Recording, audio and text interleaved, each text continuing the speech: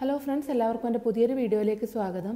ഇന്ന് ഞാൻ വന്നിട്ടുള്ളത് ചിക്കൻ പാർട്സിൻ്റെ കൂടിയൊക്കെ കിട്ടുന്ന കുഞ്ഞു മുട്ട ഉപയോഗിച്ചിട്ടുണ്ടാക്കുന്ന നല്ലൊരു റോസ്റ്റിൻ്റെ വീഡിയോ ആയിട്ടാണ്. അപ്പോൾ ഇതെങ്ങനെ ഉണ്ടാക്കുന്നതെന്ന് കണ്ടു നോക്കാം. ഞാനിതിനു വേണ്ടി കുറച്ച് മുട്ട ഇവിടെ നല്ലപോലെ കഴുകി വൃത്തിയാക്കി എടുത്തു വെച്ചിട്ടുണ്ട്.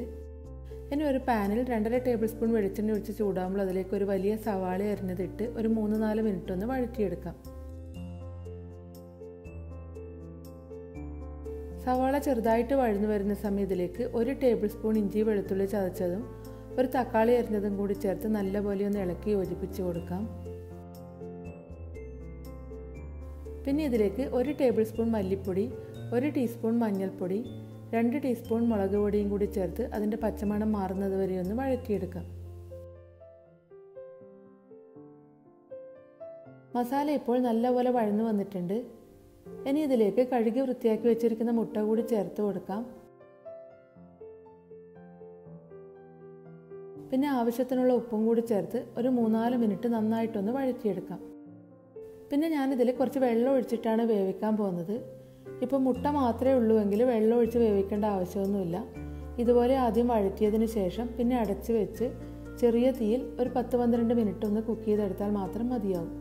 ഇതിൽ പിന്നെ കുറച്ച് ചിക്കൻ പാർട്സും കൂടിയുണ്ട്, അതുകൊണ്ടാണ് ഞാൻ വെള്ളം ഒഴിച്ച് വേവിക്കുന്നത്. ഇനി ഇതിലേക്ക് ഒരു 1/4 ഗ്ലാസ് വെള്ളവും കൂടി ഒഴിച്ച് നല്ലപോലെ മിക്സ് ചെയ്ത് യോജിപ്പിച്ചതിന് ശേഷം അടച്ച് വെച്ച് കുക്ക് ചെയ്യാം. ഇപ്പോൾ ഒരു 10 മിനിറ്റ് ആയിട്ടുണ്ട്. ഇനി ഇതൊന്ന് തുറന്ന് നോക്കാം. കറി ഇപ്പോൾ നല്ലപോലെ തിളച്ച് വന്നിട്ടുണ്ട്. ഇനി ഇത് തുറന്ന് വെച്ച് ഇതിലെ വെള്ളം ഒന്ന് വറ്റിച്ചെടുക്കാം. ഈ സമയത്ത് ഞാൻ കുറച്ച് കറിവേപ്പിലയും പച്ചമുളക് അരിഞ്ഞതും കൂടി ചേർത്ത് കൊടുക്കുന്നുണ്ട്. ഇനി ഇതെല്ലാം കൂടി നന്നായിട്ടൊന്ന് ഇളക്കി യോജിപ്പിച്ച് കൊടുക്കാം.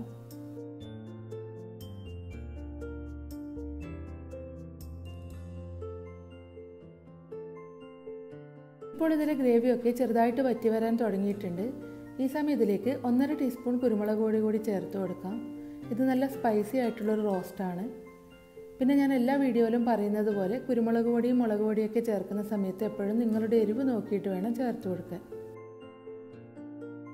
പിന്നെ എനിക്കിത് ഈ പാനിൽ നിന്ന് ഇളക്കി കൊടുക്കാൻ ബുദ്ധിമുട്ടായതുകൊണ്ട് വേറൊരു പാത്രത്തിലേക്ക് മാറ്റിയിട്ടുണ്ട്. ഇനി അതിലേക്ക് 1 ടേബിൾ സ്പൂൺ വെളിച്ചെണ്ണയും കൂടി ഒഴിച്ച് നല്ലപോലെ ഒന്ന് വരട്ടിയെടുക്കാം.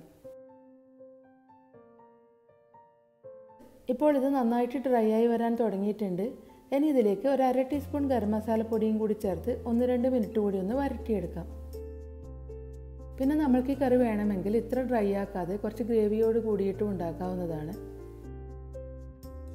അതുപോലെ തന്നെ ഈ മുട്ട സാധാരണ മുട്ടയിലെ മഞ്ഞ പോലെ അത്ര സോഫ്റ്റ് ആയിരിക്കില്ല, അതുപോലെ പൊടിഞ്ഞു പോവുകയൊന്നുമില്ല. കുറച്ച് ഹാർഡായിരിക്കും, പക്ഷെ എന്നാലും നല്ല ടേസ്റ്റാണ് ഇത് കഴിക്കാൻ. പിന്നെ ഇത് കഴിക്കുന്ന സമയത്ത് ഇതിൻ്റെ മസാലയോട് കൂടി കൂട്ടിയെടുത്തിട്ട് വേണം കഴിക്കാൻ. ഇപ്പോൾ നല്ല സൂപ്പർ ടേസ്റ്റി ആയിട്ടുള്ള കുഞ്ഞുമുട്ട റോസ്റ്റ് ഇവിടെ റെഡി ആയിട്ടുണ്ട്. ഇത് ചോറിൻ്റെയും ചപ്പാത്തിയുടെയും പൊറോട്ടയുടെയും കൂടെയൊക്കെ കഴിക്കാൻ പറ്റിയ നല്ലൊരു കറിയാണ്. അപ്പോൾ നിങ്ങൾക്ക് എല്ലാവർക്കും എൻ്റെ ഇന്നത്തെ വീഡിയോ ഇഷ്ടമായെന്ന് വിചാരിക്കുന്നു. എൻ്റെ വീഡിയോ ഇഷ്ടമായെങ്കിൽ ലൈക്ക് ചെയ്യാനും നിങ്ങളുടെ ഫ്രണ്ട്സും ഫാമിലിയൊക്കെയായി വീഡിയോ ഷെയർ ചെയ്യാനും മറക്കരുത്. അപ്പോൾ അടുത്ത വീഡിയോ ആയിട്ട് കാണാം.